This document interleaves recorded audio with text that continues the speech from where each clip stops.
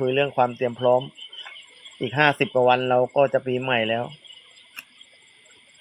จะบอกว่าไม่พร้อมก็คงเป็นไปไม่ได้เนาะเรามาคุยในมุมของตัวแทนและที่ปรึกษาทางการเงินว่าชีวิตพร้อมใจพร้อมการเงินพร้อมหรือยังความพร้อมฟังดู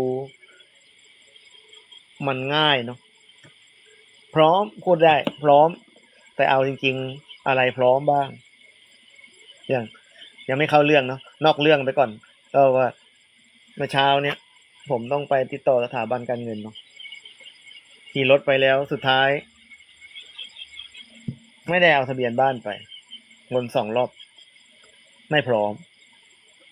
นี่เรื่องง่ายๆแต่มันทำให้เราเสียเวลาไปครึ่งวันเนาะนี่เรื่องง่ายๆที่เราเรา